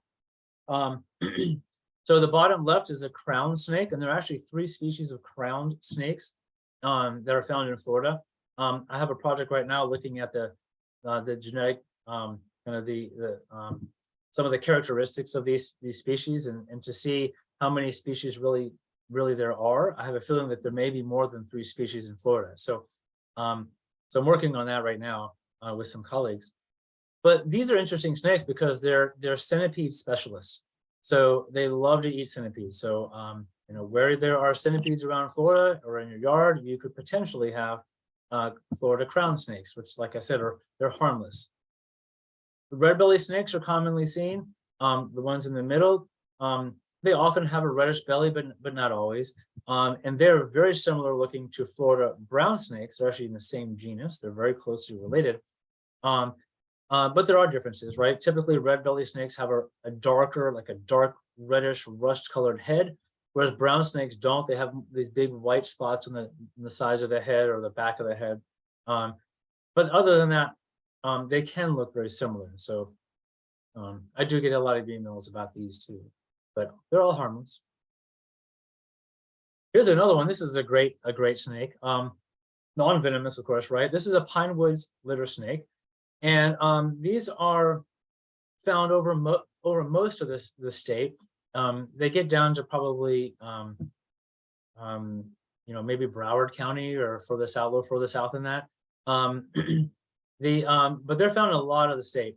They don't get very large, maybe a little over a foot long, and they have this bright orange coloration with kind of a darker orange head, and they can be locally abundant. I have a population here where I am in Gainesville where I have lots of them living right around my house. So if I flip over a few things, I can usually reliably find 1 or 2 of these snakes, and it's always fun. They're harmless. They don't even bite in self-defense. So they're nice little snakes to have, totally harmless.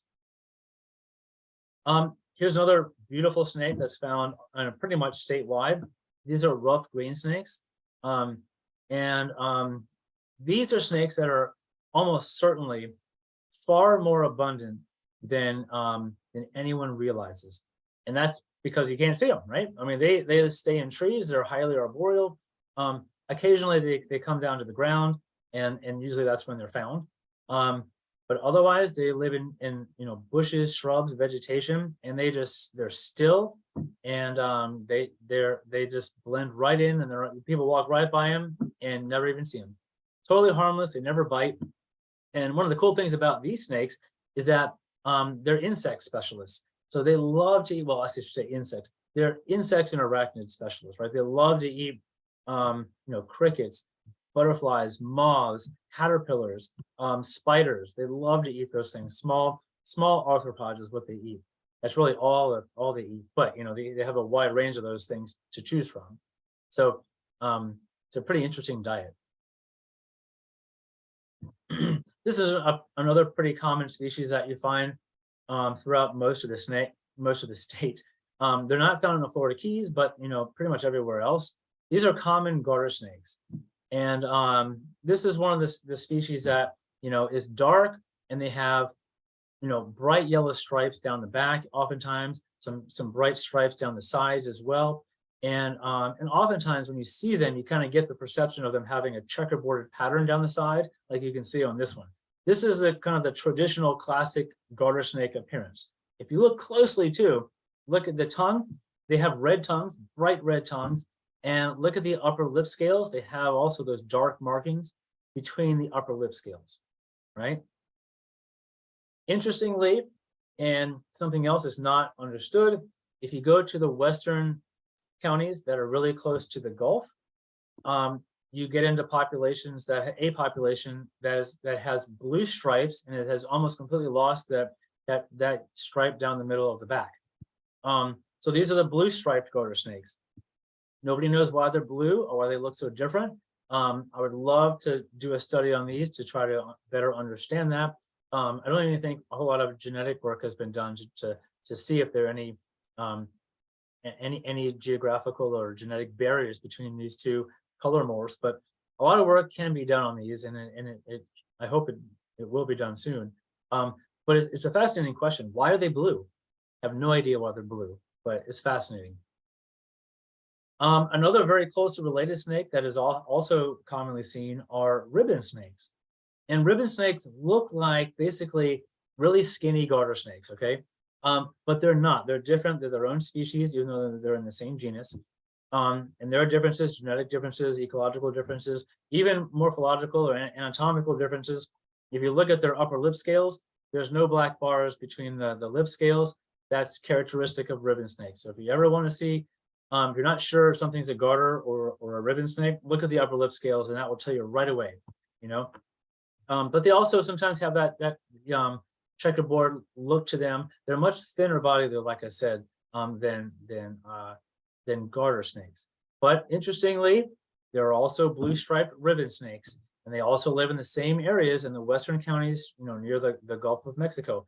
And again, nobody knows why. So, in two different closely related species, you have the same pattern that, ends up having blue stripes in a certain area near the Gulf. I have no idea, but I find it fascinating. So hopefully we'll be able to answer that one day, but as of right now, it's still a mystery. Okay, so much less common now are snakes like indigo snakes. Indigo snakes are technically found pretty much statewide. They're even found in the Florida Keys. I have vouchers on several of the Florida Keys. But their population size is really, really reduced, as probably everybody knows. They're state threatened now. So they're protected by the state. And these are magnificent snakes, right? These are our largest species of non-venomous snake in the state. They are, they're big, they're shiny black, and if you look at their scales in the light, they give off this bluish iridescent color, which is where they get their name from, the indigo snakes. They also have oftentimes this kind of reddish orangey coloration on the face and sometimes on the throat, which is also characteristic of many of these. These are snakes that they're not constrictors, but they pretty much eat whatever they want. If they can grab it, they basically just subdue it by sheer force and crush it and then eat it. They'll eat anything. They'll eat baby tortoises, they'll eat frogs, they'll eat birds, mammals, they'll eat other snakes, they'll even eat venomous snakes. So they're great snakes to have around, they help to keep a lot of different species kind of in check because they eat everything. And if one species somehow gets out of whack and is far more abundant, then indigo snakes are one of those species that will help keep those things in check and feed more on those because they're more abundant, and then knock out those numbers back down and keep everything, help to maintain those ecological balances that are important, right, for many species. Here's another rare snake that is rarely seen, but is one of our endemic species. This is a species that's only found in Florida. And you might look at it and say, this is a very strange looking thin snake. And there's no way it could be a king snake, but we now know that it is. It used to be in its own separate genus that was the only species in the genus because it was such a weird looking snake. And that was the case up until about maybe 10 years ago or less. when genetic work showed that it is absolutely a king snake. It's a weird king snake, but it's a king snake. And now it's called it's a short-tailed king snake. They live almost their entire lives underground, and they eat other snakes and other burrowing lizards. It's really seems like all they eat. They're so thin that they really couldn't eat a mouse or some small rodent, even if they wanted to. They're pretty specialized on eating fossorial or burrowing snakes and lizards. Rarely do people see one. I've never seen one of these. I've never found one of these in the wild. So, but they live around me. Keep trying to find them, but they're very hard to find. All right, so here we are back at our rainbow snake. So this is, again, this is, in my opinion, one of the prettiest snakes in all of Florida. They're just beautiful. They have this, really shiny iridescent scales and the bright colors, especially in the face. Look at those, that bright yellow with the black dots and the red, and they're just great. There's work right now being done on these to try to understand some of the distribution and some of the disjunct patterns that we see. Seems like there's populations that are in the Panhandle, and then all of a sudden there's a break, and there's some that are in the St. John's, and we don't know how separated those are or not. So we're working on that. Also, this is a snake, if you've ever heard of the kind of mythic, South Florida rainbow snake, it got a lot of press a few years ago when Fish and Wildlife was trying to find out if they were really gone or not, because they haven't been seen in decades. In fact, the Florida Museum, our museum, has the only specimen of a rainbow snake from the South Florida population in existence anywhere. So we have that specimen, and I get a lot of questions about that too as well. As far as we know, in the Fish and Wildlife, in their search for these snakes, and enlisted the help from the public. So a lot of people went down to these areas over about a year, looking and searching, and trying to find even one specimen to give hope to the idea that they could still be down there, but just hard to find or in low numbers, and none were found. So we can't tell, absence of evidence is not evidence of absence, right? So, but all the evidence is pointing to them not being there anymore, that the population may be extirpated. So hopefully that's not the case, but that's more and more what it's looking like. Here's one swimming. This is a video and a photo sent to me by some colleagues who were they were diving, scuba diving. I don't think they were snorkeling. They were scuba diving in the Wakulla River and saw this snake cruising along the bottom, and so they just followed it and started taking pictures, and they sent me some video of it too. But how lucky to come across this, just snorkeling or scuba diving and seeing it along the bottom. That's just incredibly lucky. So of course they were herpetologists. The rarity wasn't lost on them, so they made sure that to send me some information on this, on the observation, and I was able to vouch it in our database. Here's another really, really rare snake. It's also something that is unique to Florida. It's a Florida endemic, and this is the rimrock crown snake. Like I said, there's three different species right now of crown snake in Florida. This one is only found in the Florida Keys, and it was found in a little bit of Broward County, but maybe Miami-Dade, but no longer. No longer is it really found there. There's none have been found there in decades. But there are still things found, individuals found in the Florida Keys. This is one that was found last year, and it's such a rare snake to find that the fact that Fish and Wildlife found this and immediately sent me the photo, and it basically blew my mind, because this is such a rare snake that even though it was described in 1966, nothing has been confirmed about their diet the whole time we've known the species has existed. This animal was found by someone on just a park visitor in one of the parks, who found the snake dead on the side of the trail in the process of eating a centipede. And so this is the first confirmed dietary information we have for the species since it's been described. So it was fascinating. They immediately sent me the specimen, and I prepared it for CT scanning and preserved it. And we got some really great CT scanned images of the species, of the specimen, I mean. looking at the centipede inside of the snake. And here's, with soft tissue scanning, we can look at this sort of thing, which is fascinating. I mentioned this earlier, but we can really learn a lot about rare species. I mean, there's no way that I'm going to allow anybody to dissect the snake. It's so rare. There may be, about a dozen in collections, museum collections are in the world, right?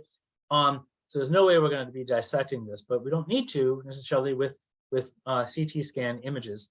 And here's some more images that we could look at. We actually ended up publishing this as a paper in Ecology, the journal Ecology, about what using CT scan technology as a kind of a digital digital dissection, if you will, to do a digital autopsy and figure out what probably killed this snake. So, and it looks like it's suffocated. That's what the arrow in the top, if you see that, is pointing to the airway, and you can see that it's occluded there. And so the centipede likely was cutting off air supply to the snake, and the snake couldn't regurgitate it and it couldn't get it down, so it ended up suffocating, which is most likely what happened. So, but again, CT scan, without CT scan technology, we would never have been able to tell that. Pretty neat. Also, really rare snake in Florida. One of the rarest snakes in Florida. Probably, let me just rephrase that. I think it's safe to say it's the rarest snake in North America. Let's put it that way. That's how rare it is. Okay. Everything I've talked about so far has been native. They're Florida natives. But Florida does have some non-native species, right? As I mentioned earlier. The most commonly seen is the one on the left here, the Brahminy blind snake. This is a really tiny little snake. They may get 6 inches or so full grown, and many times they're smaller than that. They're shiny black. They look like little worms maybe, and people think they're worms until they see a tiny little tongue stick out, and maybe look closer and see tiny little eyes, But these are non-native. These are actually parthenogenic. The entire population of these snakes is female, so they don't require any males to reproduce. So they basically clone themselves. And because of that, they have been, basically passed around in flower pots, in soil, topsoil, plants all over the world. So they're basically all over the world at this point. They're not particularly destructive. They're not venomous. They're not poisonous or anything like that. And what they eat are really, they really only eat the larva and pupa of ants and termites. So that's their diet. That's what they eat, which is also kind of a neat specialized diet. So they're here. They also are commonly found in houses. So people see them in houses all the time. And if one is in a house and it's conducive and they're doing really well, they'll reproduce, right? Because they don't need a male. And so, where conditions are really favorable, like maybe there's a food source, maybe someone has termites in their house, or there's ant mounds nearby or so, then they can do just fine and reproduce in people's houses, and every once in a while people will see them. So I get emails about these being in houses so often that I wrote a page about them being in buildings, and what are the causes of that and what people can do about that. And it's on the website that I mentioned earlier, the online snake ID page. It's attached to the account for that species. Burmese pythons everybody knows about Burmese pythons being in Florida. Thankfully they're not found statewide. They're pretty restricted in their distribution. But nonetheless, the destruction, the damage that they do to native populations of mammals and birds and other things is pretty incredible, right? They're just amazingly destructive. They're very, very good predators and are decimating populations down in South Florida. So obviously that's an ecological disaster that a lot of money, a lot of time, a lot of expertise are going into trying to solve. But right now there's no easy solution in sight. Doesn't mean there won't be a solution in the future, but right now there's no easy solution in sight, unfortunately. Okay, so let me talk a little bit about some snake safety, for example. So in residential areas where human snake encounters are likely, we really recommend here a 3-part proactive approach for coexisting safely with snakes. Coexisting with snakes is, I think it's something that is definitely it's an objective that's obtainable. We can do this, right? But I think these are the steps that are involved in that. The first one is education, right? Learn how to identify commonly encountered non-venomous and venomous snakes, and teach others what you know, right? Especially children, learn to understand and respect snakes, and learn to be safe in areas that are frequented by snakes, right? So education is key, right? And part of that is, email with questions, right? Send me emails with questions. I am more than happy to identify snakes anytime, during the week, during the weekend, to help with this. Number 2 is prevention. So take steps to discourage snakes from entering homes and high use areas of residential properties. Warn children and pets to stay away from areas frequented by snakes, especially if they're seen there commonly, just from a safety standpoint.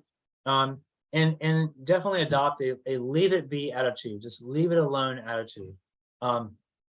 That's really important, because a lot of people just think, oh, the first thing I want to do is kill it, which is really unfortunate. And even if it really is a venomous snake, killing it is not the best solution. The act of trying to kill it puts people in significantly higher danger of being bitten by the snake. And then once the snake is dead, if it is dead, then what are they going to do with it? Just leave it there? Probably not. They're going to pick it up and move it somewhere out of the way, right? Just even the act of picking it up puts them in extremely high risk of being bitten and envenomated by a venomous snake, even if it's been decapitated, 2 hours prior. I have heard and read about lots of examples of this all over the world, where people handle a decapitated snake, venomous snake, thinking it's, even like I said, a couple hours after this been killed, getting envenomated by it and dying because of that, right? So a leave it be attitude is just the safest, by far the safest approach to take. And establishing an emergency plan, I think, is important, and especially in areas where dangerous venomous snakes are known to occur, right? People see them there, for example, and know that they're in the area. Just having an action plan, like knowing, for example, what vets you can take your dog to if it gets bitten by a pygmy rattlesnake or something like that, right? Having that in advance is really helpful. Knowing what doctors or where to go if you or someone is envenomated by a snake. It's not likely that any of that's going to happen, but and even in the unlikely event, it's just a good idea to have kind of even an idea of a plan in place, so you are prepared. Okay, here's some other things about snakes I just want to mention. I'm going to come back to this. I'm coming back to this again. Don't handle snakes if you're not 100% certain of their identification, right? If you're not sure what they are, I always tell people, just leave it alone. People get bitten all the time by picking up something they don't know what it is. And I can tell you, and it really just, it makes me cringe whenever it happens. But I will get emails more often than you think from people asking me what the snake is that they found in the yard, right? What is the species? And the photo they have, you can probably already guess, is them holding the snake in their hand like this, right? And I just cringe, So it's like, if you don't know what it is, if you're emailing me because you don't know what it is, why are you holding it, right? That is the absolute worst thing you can do, So please don't do that. I don't recommend anybody doing that. Again, don't try to kill venomous snakes, and don't handle dead snakes, because it is not safe, okay? Leave them alone. Leave the snakes alone. They'll usually just move away on their own. My advice to people when they see something and they send me a picture and it's, it is in fact a cottonmouth or something, they'll say, what do we do? And my response is leave it alone. Leave it alone and it will be gone. You won't see it. If it is there, if it does seem like it just likes your patio a lot and wants to stay there, then maybe you can encourage it to move by, getting a garden hose or something and spraying it, from a safe distance. And it won't like it, and it will, move along its way. And that's an easy, safe way to encourage it to go on its way, right? Without hurting the snake and without putting you or anybody else at risk. So, but leaving them alone is the best thing to do. They don't want to be near people, if they want to, be on their own and away from people. So they usually find a way to do that. For those who are concerned, right, about snakes being any snakes, being near their house, there are things that you can do to snake proof, quote unquote. There's no snake proofing a house or a yard, but you can do things to discourage snakes from, thinking your yard and house is just the best snake habitat they've ever seen, so there's a lot of stuff that can be done. And there are websites out there that can provide a lot of information and helpful things like, removing debris piles from right near your home, right? Those can attract rodents, and rodents will attract some snakes, right? Looking for food. So things like that, and sealing up, spaces in between, screens and the patio, for example, or under doors. Anything like that where there are spaces snakes can get in. And I've got spaces around my pool screen, and I have black racers come in all the time, and it's fine. For me it's fine. I mean, I'm not scared of them, and I just usher them out. That's fine. But for some people that would really, it freaks them out, and they don't want that to happen. They don't want to hurt the snake, but they don't want it in their pool, and that I get. That's totally understandable. But sealing up those areas will help to mitigate. Okay, learn how to identify venomous snakes in your area. Like I said, use our online Florida Snake ID guide to help with that. Send us emails, and we'll certainly help with that and answer any questions that people may have, and address any concerns. People, I think, need to understand also that snakes play important roles in maintaining healthy Florida ecosystems. And that's something that a lot of people, I think, need to be reminded of periodically. I'll get emails sometimes, by people who are like, we moved to Florida not that long ago. We lived next to some really great, undisturbed, sandhill habitat. And yet I am seeing snakes in my yard. What can I do to get rid of those? I don't want to have any snakes in my yard. I don't want snakes. I'm thinking, well, you moved right next to amazing habitat that's going to have a healthy ecosystem, and snakes are part of that. You're not going to get rid of the snakes. You just can't. Snakes are there, and a lot of them. So you moved literally next to ideal snake habitat, and there's no way that you're going to keep them from entering your yard. And if you move to to really great habitat, then obviously you appreciate nature, and snakes are part of that, and not only that, but having those snakes there is not only maintaining that healthy ecosystem, right? But it's also helping you because they're acting as natural pest control. So things that may get out of whack, or because habitat has been altered by your house being there, rodents may come in and take, start living in a shed or something like that. These snakes that are living in your area are going to take care of that for you, right? So you don't have to worry about that. And at the same time, not even being dangerous to you. So it's a win-win, really. It's a great thing to have them around. And also, keep in mind that, when I say snakes are important, play important roles in maintaining healthy ecosystems, they do this not just by being important predators and eating things that we necessarily don't want to have near our houses, or helping to keep populations of certain things in check, but a lot of things actually rely on eating snakes, right? So they're important as predators, but they're also really important as prey. And so removing snakes removes both of those issues. So you no longer have, you're removing an important predator, but you're also removing an important prey, item as well. So lots of things get hurt by removing snakes, right? There are a lot of negative ramifications by removing snakes. So I think reminding people of that is important, because they may not think about that. They just simply sometimes see, oh, it's a snake.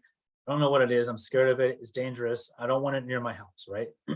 So, okay. Lastly, feel free to contact us. You guys, all of you can contact us with questions or concerns about snakes. I'm always happy to address those, right? There's our email address right there.